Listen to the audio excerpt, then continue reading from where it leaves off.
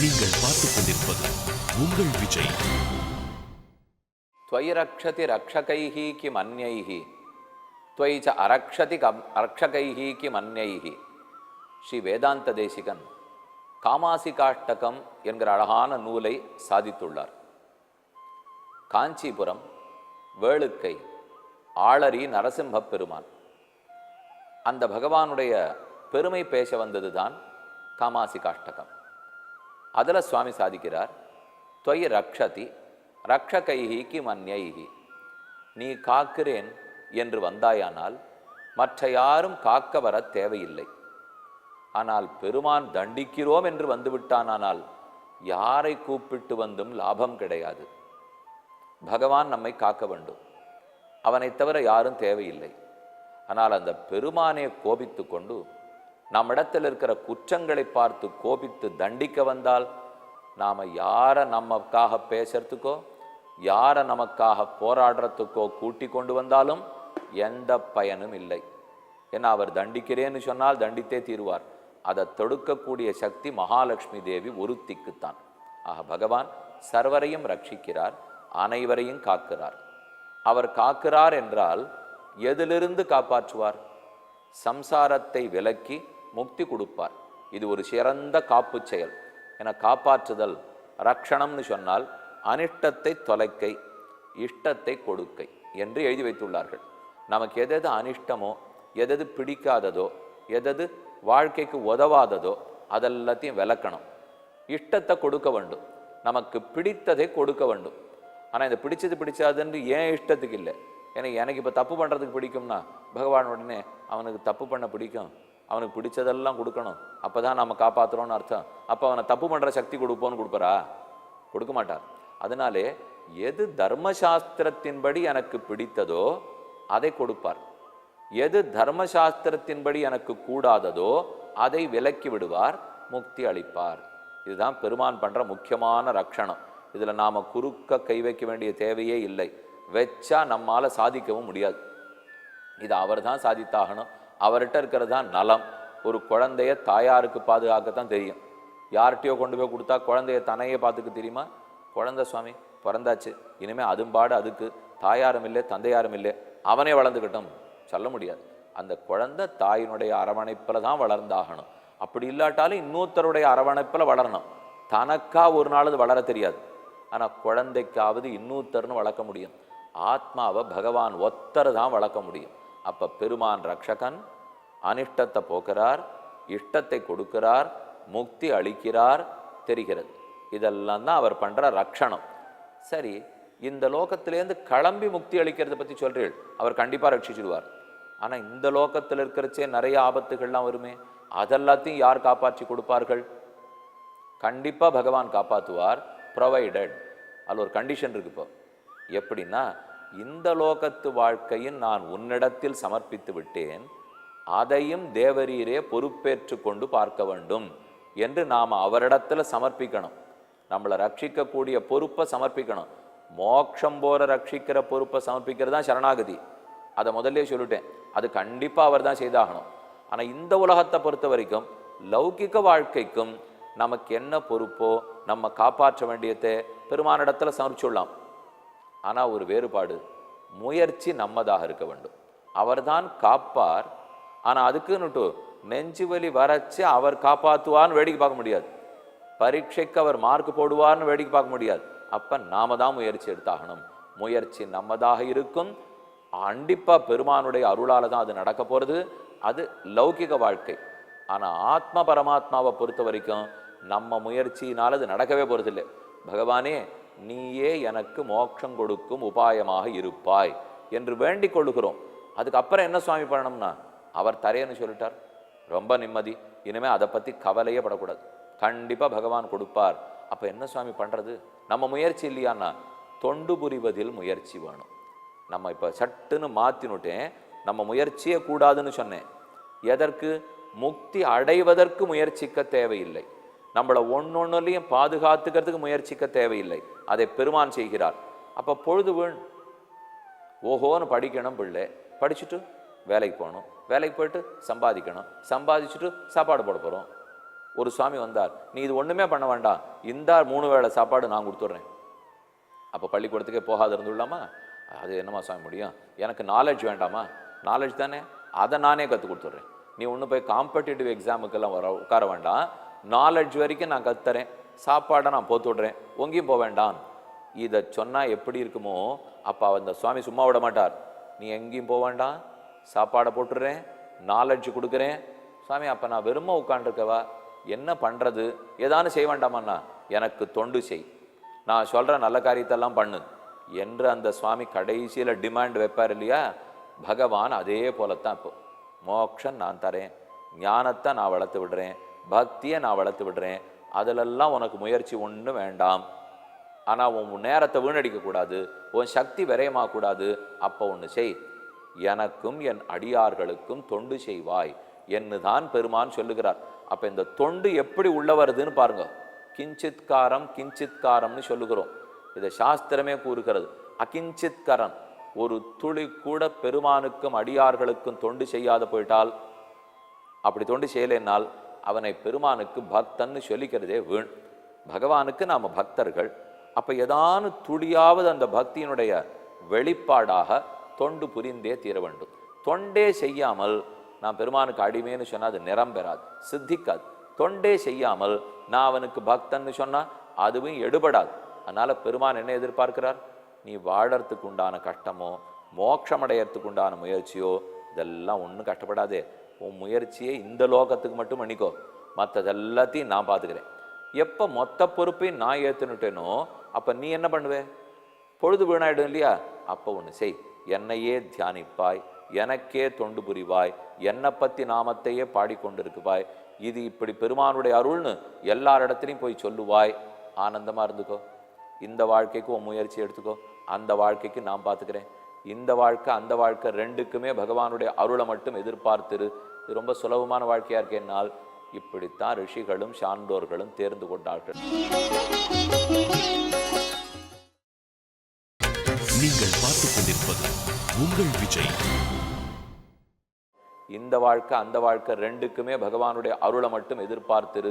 இது ரொம்ப சுலபமான வாழ்க்கையாக இருக்கேன்னால் இப்படித்தான் ரிஷிகளும் சான்றோர்களும் தேர்ந்து கொண்டார்கள். எளிமையான வாழ்க்கை, பகவானிடத்தில் நம்பிக்கை இருக்கிற வாழ்க்கை. இது நடக்க நடக்க அப்போ பரிமாற்றம், நமக்கும் அவருக்கும் தான் பரிமாற்றம், நமக்கும் குருவுக்கும் தான் பரிமாற்றம். அது தவிர மெதுவாக இந்த உலகத்தார் தொடர்பு குறையும்.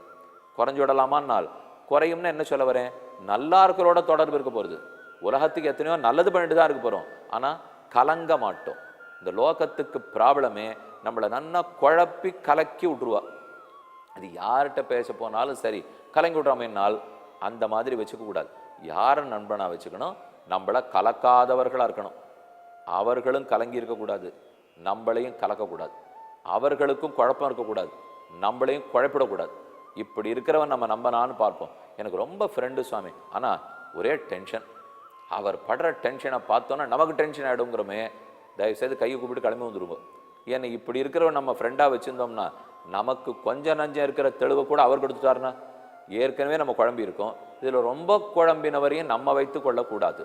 அப்போ என்ன அவரை விரோதிக்க சொல்கிறார்னா விலகி இருக்க சொல்கிறேன். யாரோடையும் விரோதமே இல்லை, நம்ம என்ன இனிமையாக இருக்கோம், எல்லாருக்கும் ஃப்ரெண்டு தான். ஆனால் அவர் சொல்கிறத கேட்டு நான் நடக்கணும்னால் அவரே குழம்பியிருக்கார்.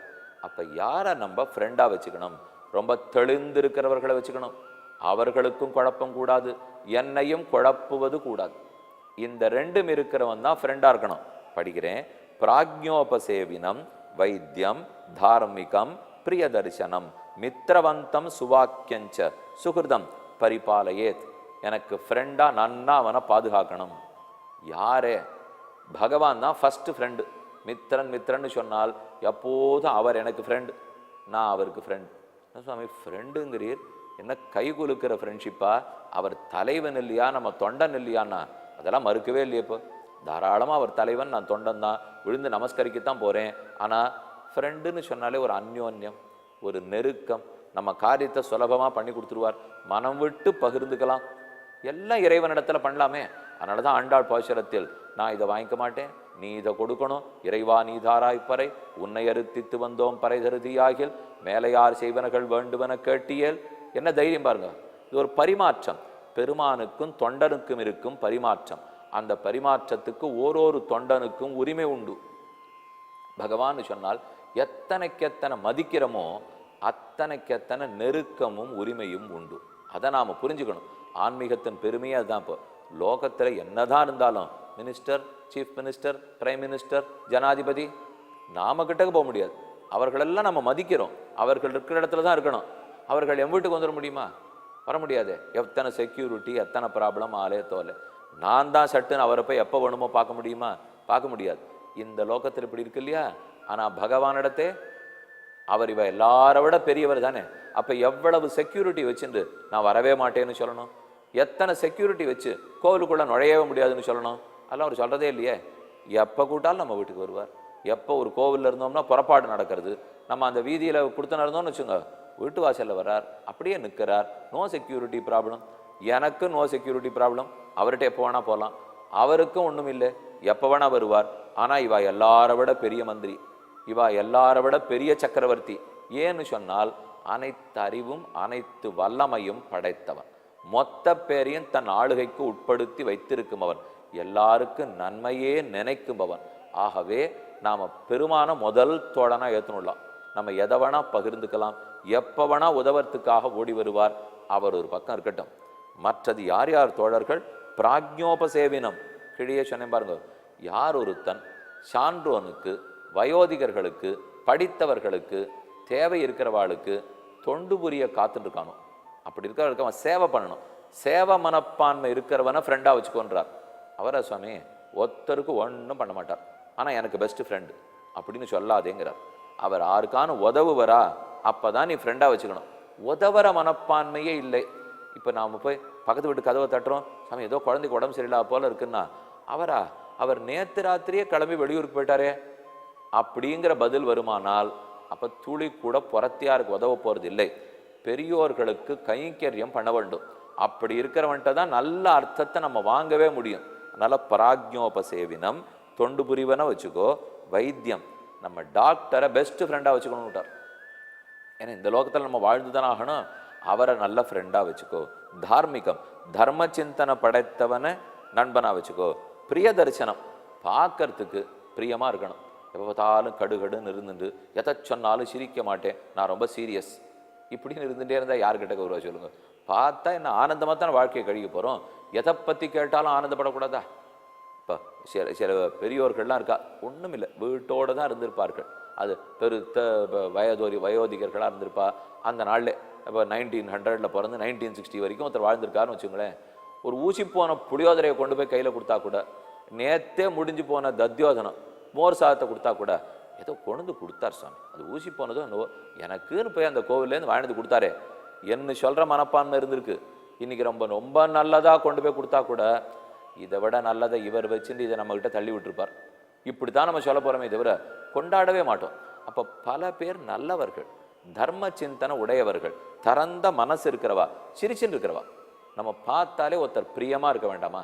பார்க்கறதுக்கு நம்ம பார்த்து சிரிக்கணும், நன்முகத்தோடு இருக்கணும், இன்முகம் காட்டி வரவேற்கணும். அது என்னமோ தெரியல, பல பேருக்கு கடுமையே தான் முகத்தில். எப்போ ஒரு யாரையான பார்த்தாலே என்னவோ, இவர்கள்லாம் வேற, நான் வேற, இதை போலவே நினச்சின்னு எத்தனை நாள் காலம் தள்ள முடியும் சொல்லுங்கள்? எல்லாரும் மக்கள் தான், மனிதர்கள் தான், ஆத்மாக்கள் தான், எல்லாரும் பெருமானுக்கு தொண்டர்கள் தான். நான் பிரிச்சுன்னு ஒன்றும் பண்ண முடியாது. சற்றே இறங்கி வருவோம். உச்சாணி கொம்பில் ஏறி உட்காந்து என்ன பண்ண போகிறோம்? நம்ம தனிமைப்படுத்தப்பட்டுடுவோம். மேலே ஏறி உட்காண்டோன்னு வச்சுக்கோங்க, நம்ம தான் இருக்கணும். இன்னும் கொஞ்சம் மேலே போனவனா வைகுண்டத்தில் பகவான் இருக்கலாம். அவ்வளோ தூரம் போலையே, வெறும் மரத்தினுடைய மேல் கிளையிலனா உட்காந்துருக்கோம். அப்போ பேசாமல் இறங்கி வந்து எல்லாரோடும் கலப்பது தான் நன்மை.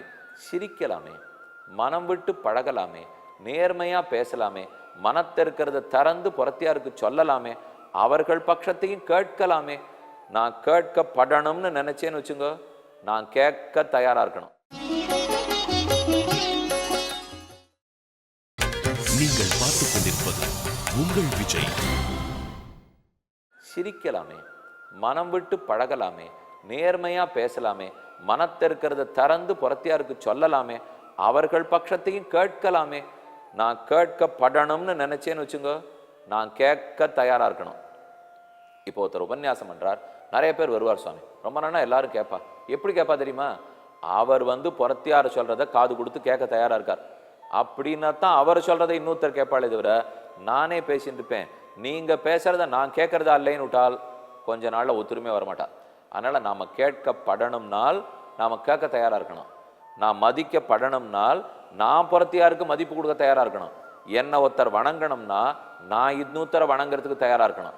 அப்படின்னா தான் இது நடக்கவே நடக்கும். ஆகவே பிரிய தரிசனம், சிரித்த இன்முகத்தோடு இருக்கிறவன், மித்திரவந்தன், அவனுக்கு நண்பர்கள் பலர் இருக்கணும். எனக்கு இவன் நண்பனா இருக்கணும்னால் நான் ஒத்த அவனுக்கு நண்பன், அவன் ஒருத்தன் எனக்கு நண்பன், இது ரசிக்காது. அவனுக்கும் பல பேர் நண்பர்கள் இருக்கணும், எனக்கும் இருக்கணும். அதுக்கு தான் இன்னைக்கு இந்த சோஷியல் நெட்வொர்க்கிங்னு வச்சு போட்டுட்டா பாருங்க. எதோ ஒரு இடத்துக்கு போனால் இவனுக்கு 500 ஃப்ரெண்ட்ஸ், அவளுக்கு 1000 ஃப்ரெண்ட்ஸ், அவளுக்கு 1000 ஃப்ரெண்ட்ஸ். ஆனால் இதெல்லாம் முகமே தெரியாது ஃப்ரெண்ட்ஸ். யார் எங்கே இருக்காளோ என்ன பேசிக்கிறோமோ கூட தெரியாது. இவர் அப்படி சொல்லரு, அருகருகே இருந்து தெரிஞ்சிருக்கிற நண்பர்கள். சுவாக்கியம், நல்ல இனிமை பேச்சு, பேச்சில் இனிமை இருக்கிறவன். இப்படி இருக்கிற நண்பனை நெருக்கமாக வச்சுக்கோ, அவரை நன்கு பாதுகாப்பாய், உன் வாழ்க்கையும் முன்னேறும் என்று கூறுகிறார். இதை இன்று பார்த்து விட்டோம்.